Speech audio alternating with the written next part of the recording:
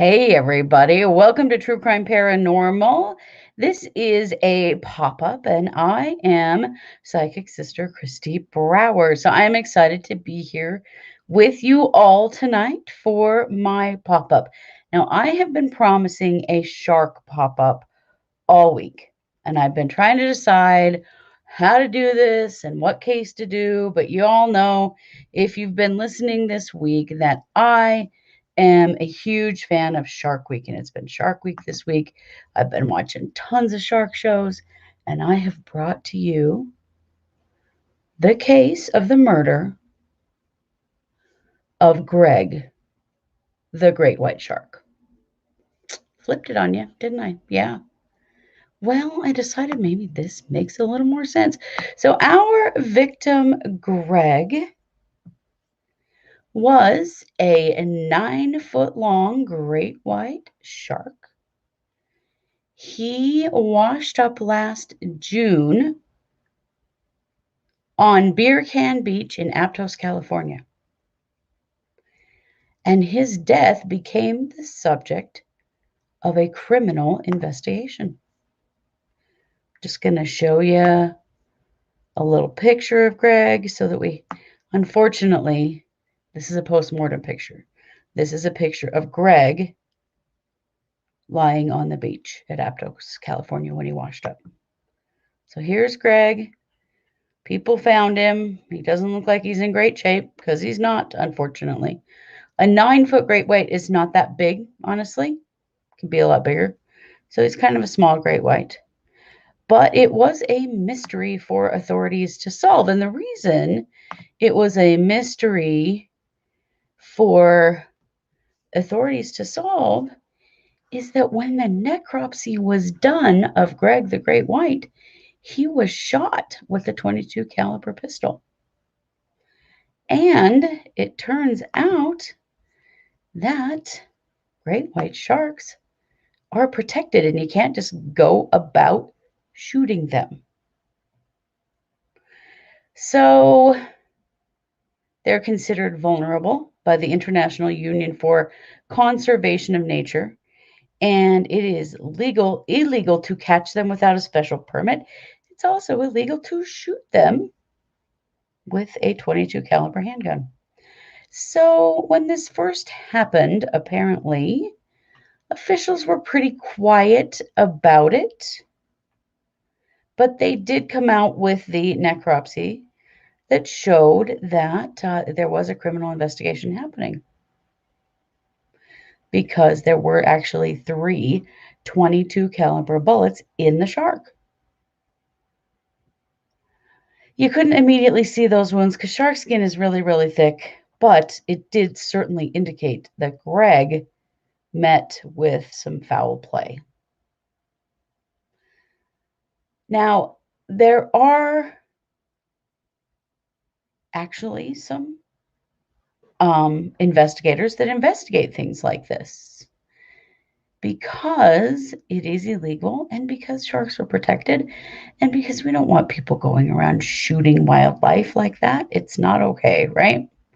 So there is apparently a tip line for commercial fishermen, people like that can call in and give an anonymous tip. And so after they released the next necropsy results, an anonymous tipster called in and said that there was a commercial fishing vessel in the area that might have been responsible for Greg's death.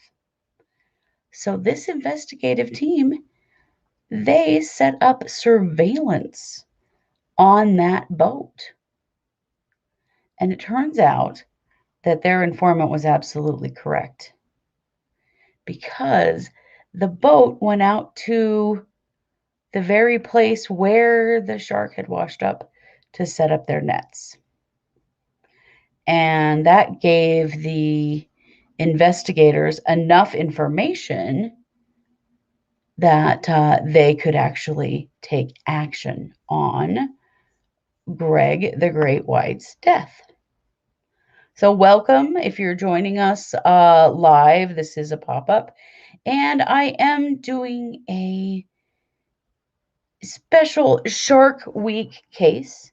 This is the murder of Greg the Great White Shark. He was killed in Aptos, California. Atlos, not Aptos. Atlos, California, in June of 2018. I think I got that wrong in the description, and I will fix it. But he did wash up on a beach, and he had 322 caliber pistol shells in him. Turns out that's illegal. Yeah. So because the tipster had told them kind of where they would find this boat, the boat showed up in that same place. The boat had returned to the scene of the shark's death. And that wasn't a big surprise because most fishermen, if they're having success there, they're going to go back to the same place, right? So that is what had happened. They had returned literally to the scene of the crime. So this, and I'm not going to use any names in this because I think that might be better, but the fisherman who owned this boat and his crew were using what's called a round haul net, and they were fishing for phototropic fish. Those are fish that are attracted to light, and they're mostly bait fish, like smelt and sardines. But a round net can actually pick up anything, so it'll pick up a wide variety of different animals. So when that boat returned to dock the next morning, these wildlife officers were there to greet them and start asking them about Greg the Great White's murder. So they did actually discover multiple violations on this boat. They were catching halibut that were too small, and they weren't turning in their paperwork like they were supposed to. They also found a loaded 22 caliber rifle, not a pistol rifle, sorry, behind the seat of the truck that the owner uses to transport his fish to market. So, crime junkies, my friends, we all know, right? We've got weapon, we've got opportunity, but what we don't have yet, we don't have motive, right? What's the motive? Why would this fisherman shoot this shark, right? We got to find all those things out if we're going to investigate and be able to convict. So let's see. So they did interrogate the owner of the boat about Greg the Great White's death. And he said that he did not shoot the shark, but he told one of his crew members to shoot the shark. I don't know how that's really different, but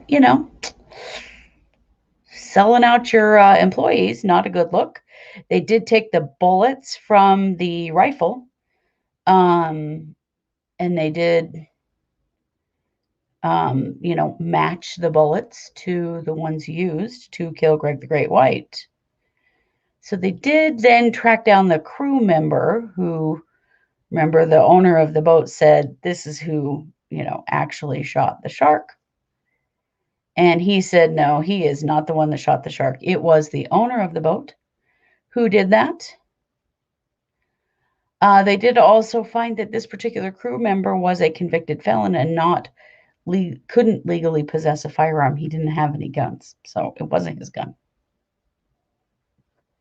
So, as investigators do, they go back to the owner of the boat and confront him to get the true story. What happened to Greg the Great White? And this is when they got their confession.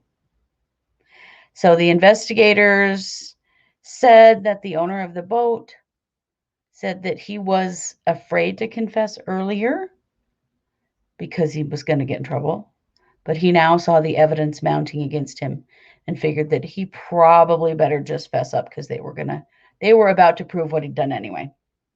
So he did admit to shooting the shark because it was swimming too close to his fishing net the night before it was found dead on the beach. He felt it was disturbing his fishing activity, and he was upset with the shark, and he decided to shoot it. Now, let's all keep in mind that Greg the Great White was, in fact, a fish, and this is kind of a weird thing to get mad at, wouldn't you say? I don't know. So it turns out Greg didn't do anything but just swim around this guy's boat, and that was enough for him to shoot him. Unfortunately, he will not serve, the owner of the boat will not serve any jail time for the murder of Greg the Great White. Most of the time, I guess they don't. Probably won't even, he got some of a penalty, but he didn't even pay that much money, not that much of a fine. He is able to continue fishing with his commercial fishing license, but a review of his permit might take that privilege away sometime in the future. So, unfortunately, we kind of have justice for Greg the Great White, but not really, because there was really no consequence for shooting and killing a protected species. So that's really unfortunate. Although the wildlife investigators were very appreciative of the fact that someone did call their tip line. So, as we always say, if you see something, say something. And that did bring about the finding the killer of Greg the Great White. But unfortunately, it didn't really result in any actual justice. So feel how this as you will, but I felt like, considering that it is Shark Week and that Shark Week is all about shark conservation, that maybe it would be better to cover this from the angle of the crime being committed against the shark, not the shark committing crime. Because as we know, although people fear sharks very greatly, shark attacks are very rare. And humans kill way, way, way, way, way more sharks than sharks ever kill humans. And this is one example of that. So, thank you for joining me for this true crime pop up. And I'm glad at least we have an answer to what happened to Greg the Great White. You know it. This is True Crime Paranormal. I'm Christy Brower. Have a great night.